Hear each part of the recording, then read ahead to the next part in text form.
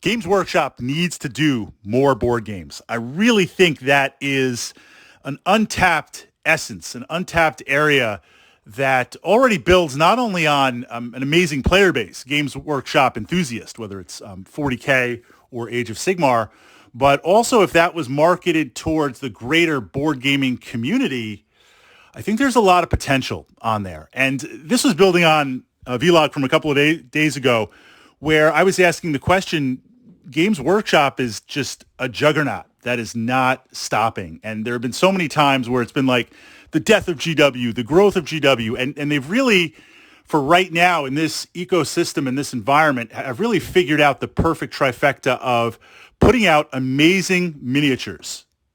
They do.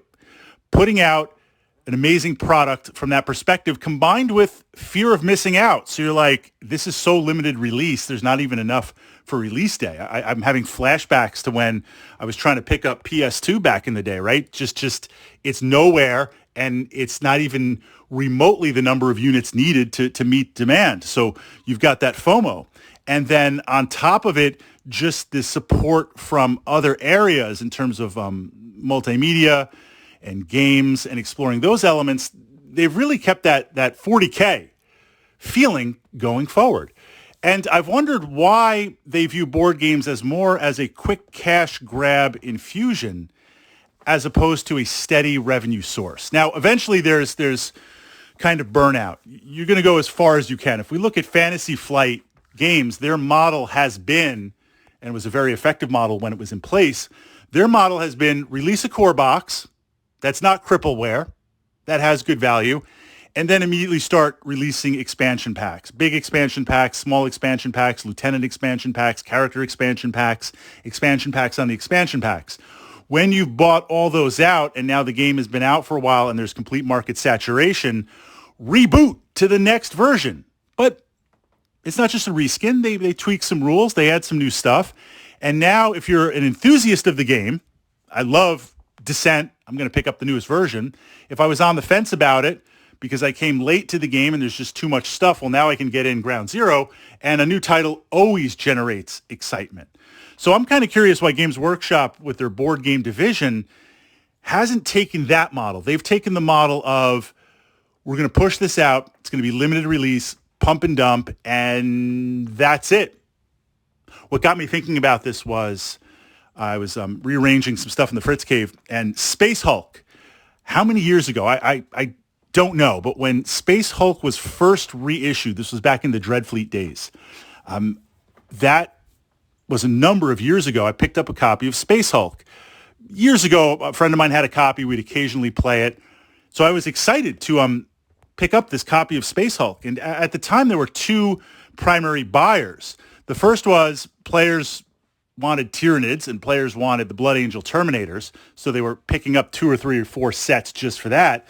But also there were, and I was a Tyranid player at the time too, but I was picking it up because I'm like, this is a cool little kind of snapshot of the Grimdark. It's like portable Grimdark. I can get a 40K fix in a box and explore it.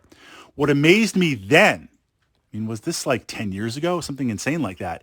The production value was insane. It was over the top. Thick card stock, amazing miniatures, hard tokens, dice, a timer. The box itself was like a fortress. The art itself was kind of glossy and raised in some areas. The tiles of the Space Hulk were bulked out a little bit. They had a texture to them. I mean, it was really like, wow, this is an amazing production value. So Games Workshop always bringing this.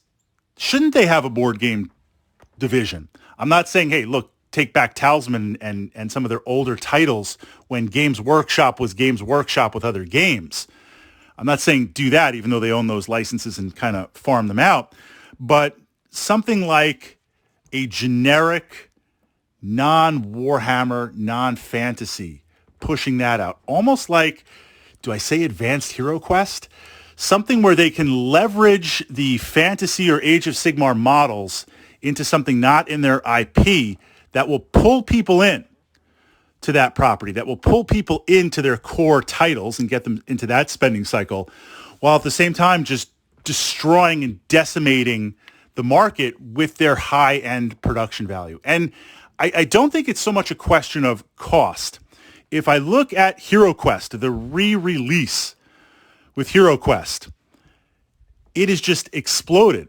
Production quality is really good. The miniatures are solid. For mass-produced miniatures, they're solid. The components are great. The card stock, a little bit light, but passable. It's just taken off, and they've been releasing character packs and X packs and exploration packs and expansions. I mean, it's literally a HeroQuest game system.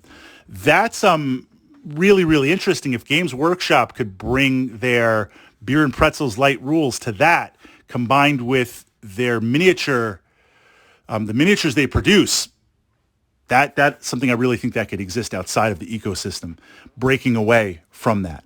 But what we do have right now is something like Warhammer Quest Blackstone Fortress, the Sigmar series, those that they put out in the day.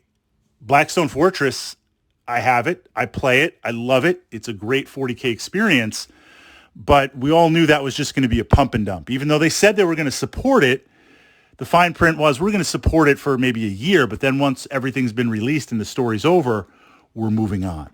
But should they have something? Should they have some sort of board game system in current rotation, in current production?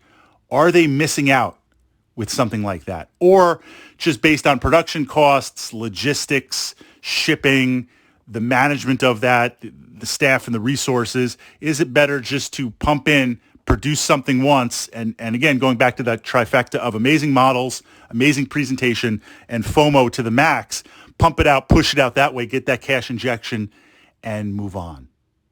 And a secondary question, then I'll turn it over to my fellow board gaming enthusiasts in the comments. The Games Workshop model of pump and dump, that's kind of where board games are going. I release my system on Kickstarter. You buy in for $100 or $199, and you're like, that's reasonable. But then you realize, well, the X packs in season 1, season 2, season 3, this expansion, that expansion, bonus exclusives, upgraded dice, upgraded templates with your poor impulse control. And now you're sitting there looking at like $800. And you know, if you don't buy in right now, I haven't even played the game, but if I don't buy in right now, it's never going to happen again, because there is no real retail. It's just, this is the model. It's put out, it's done, move on. And that seems to be where things are going. So perhaps Games Workshop is ahead of the time and has been, as opposed to this is a core title and we're going to continue to support it for 3, 5, 7, 8, 10 years or whatever. I'm not saying the Monopoly game cycle, but whatever that cycle is going to be. Your thoughts on, should Games Workshop have a generic or non-IP 40K Sigmar fantasy relaunched, something completely separate from that just pushes out board games?